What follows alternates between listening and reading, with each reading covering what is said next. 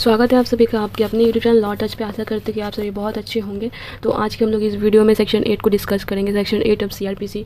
Section 8 जो है हमारा चैप्टर 2 में आता है सीआरपीसी के। तो section 8 of CrPC deals with metropolitan area. Section 8 हम लोग का ये बताता है कौन से एरिया को हम लोग मेट्रोपॉलिटन एरिया बोलेंगे और उसमें हमारा जो जुरिडिक्शन है वो कैसे होता है। ठीक है, तो सेक्शन 8 जो है पहला जो सब सेक्शन है वो इस बारे में बात करता है कि द स्टेट गवर्नमेंट में बाय नोटिफिकेशन, जो स्टेट गवर्नमेंट नोटिफिकेशन के द्वारा किसी भी एरिया को, ठीक है, मेट्रोपॉलिटन एरिया घोषित कर सकती है अगर उसकी जो पॉपुलेशन है अगर वो 1 मिलियन से ज़्यादा हो गई। तो 1 मिलियन अर्थात 10 लाख। अगर जो स्टेट गवर्नमेंट है अगर वो देखेगी कि किसी भी एरिया का पॉपुलेशन 1 मिलियन से ज़्यादा हो गया है तो उस एरिया को वो जो स्टेट गवर्नमेंट है नोटिफिकेशन के द्वारा एक मेट्रोपॉलिटन एरिया घोषित कर देगी।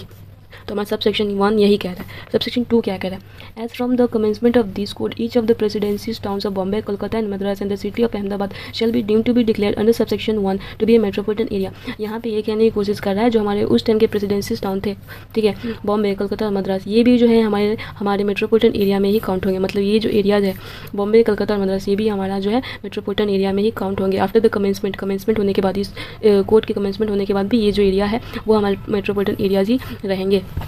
द स्टेट गवर्नमेंट में व नोटिफिकेशन, स्टेट गवर्नमेंट नोटिफिकेशन के द्वारा जो एक्सटेंड कर सकता है या फिर रिड्यूस कर सकता है, क्या मेट्रोपॉलिटन का बाउंड्रीज एक्सटेंड कर सकता है, ठीक है। And but the reduction or alteration shall not be so made as to reduce the population of such area to less than 1 million. जो हमारा स्टेट गवर्नमेंट है वो किसी भी एरिया नहीं, मेट्रोपॉलिटन एरिया का बाउंड्री को एक्सीड कर सकता है या फिर रिड्यूस कर सकता है, ठीक है, एक्सटेंड कर सकता है या फिर रिड्यूस कर सकता है, ठीक है। लेकिन वो एक्सटेंशन और रिडक्शन वो इसके मुताबिक होना चाहिए कि वो जो मेट्रोपॉलिटन एरिया है उसका पॉपुलेशन कम ना हो, ठीक है।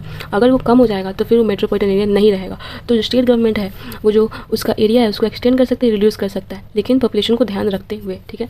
सब सेक्शन 4 ऑफ सेक्शन 8 क्या कहने की कोशिश कराए पढ़ते हैं। Where after an area has been declare और deemed to have been declare to be a metropolitan area, the population of such area falls below 1 million, such areas shall on and from such date as the state government may by notification specify in this behalf cease to be a metropolitan area. But notwithstanding such seizure, any inquiry, trial or appeal pending immediately before such seizure, before any court or magistrate in such area shall continue to be dealt with under this code as if such seizure had not taken place. Subsection 4 ये कहने की कोशिश कर रहा है कि कोई भी मेट्रोपॉलिटन एरिया है अगर किसी वर्ष उस मेट्रोपॉलिटन एरिया का जो पॉपुलेशन है वो 1 मिलियन से नीचे आ गया है, ठीक है, किसी भी तरह से, जैसे कि एक्ट ऑफ गॉड या फिर किसी भी तरह से उस एरिया का पॉपुलेशन जो है वो घट गया है, तो उस एरिया को जो स्टेट गवर्नमेंट है वो बोल देगी कि वो एरिया अब मेट्रोपॉलिटन एरिया नहीं है। लेकिन वो डिक्लेयर करने के बाद या फिर उस एरिया को मेट्रोपॉलिटन एरिया सीज कर देने के बाद, मतलब ये हटा देने के बाद कि वो एरिया मेट्रोपॉलिटन एरिया नहीं है, उस एरिया में जो इंक्वायरी, ट्रायल या फिर अपील होंगे वो पहले जैसे कि होंगे जैसे कि मेट्रोपॉलिटन एरिया में होते आते हैं, ठीक है, उसमें कोई चेंजेस नहीं होंगे। सिमिलरली जो हमारा सबसेक्शन 5 है वो भी यही कहने की कोशिश कर रहा है कि जो हमारा जो रिडक्शन, जैसे कि सबसेक्शन 3 में क्या दिया गया है कि स्टेट गवर्नमेंट जो एरिया को ना एक्सटेंड कर सकता है या फिर रिड्यूस कर सकता है। तो अगर कोई स्टेट गवर्नमेंट है किसी मेट्रोपॉलिटन एरिया का जो एरिया है उसको एक्सटेंड कर रहा है फिर रिड्यूस कर रहा है, तो वैसे टाइम में भी, ठीक है, जो हमारी इंक्वायरी होंगे, ट्रायल होंगे या फिर जो अपील होंगे वो उसी के मुताबिक चलेंगे, मतलब एज अ मेट्रोपॉलिटन एरिया के हिसाब से ही चलेंगे, उसमें कोई फेरबदल नहीं होंगे। वजह से मेट्रोपॉलिटन एरिया में जैसे दूसरे अपील्स ट्रायल्स चलते हैं वैसे ही चलेंगे, उसमें कोई चेंजेस नहीं आएगा। तो जो मैं सेक्शन 8 के जो सबसेक्शन 4 और 5 है वो ऑलमोस्ट सिमिलर है। वो ये कहने की कोशिश कर रहा है, सबसेक्शन 4 ये कहने की कोशिश कर रहा है कि कुछ भी विपदा आ गई, किसी भी तरह का एक्ट ऑफ गॉड हो गया या फिर कुछ भी रीज़न की वजह से अगर मेट्रोपॉलिटन एरिया नहीं रहा वो एरिया, तो भी जो ट्रायल इंक्वायरी होगी वो सिमिलरली चलेंगे जैसे मेट्रोपॉलिटन एरिया में चलते हैं। और वही सेक्शन 5 भी यही कहने की कोशिश कर रहा है, अगर उस मेट्रोपॉलिटन एरिया में फेरबदलाव हुए, कम बेसी हुआ एरिया, ठीक है, तो भी उसमें जो ट्रायल इंक्वायरी होंगे वो उसी के मुताबिक चलेंगे जैसे मेट्रोपॉलिटन एरिया में रेगुलरली जस्ट चलते हैं, ठीक है।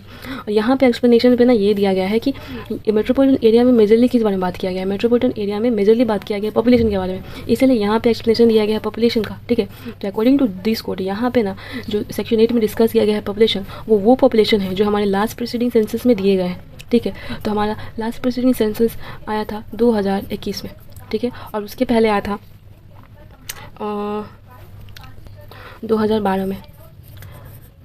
तो हमारा जो मेट्रोपॉलिटन एरिया है बहुत easy to understand. I hope आप सभी को ये वीडियो बहुत अच्छी लगी होगी। अगर वीडियो थोड़ी सी अच्छी लगी तो प्लीज़ इस वीडियो को लाइक और सब्सक्राइब करें, और अगर किसी भी तरह का डाउट है तो मुझे कमेंट सेक्शन में जरूर पूछें। Thank you for watching the full video.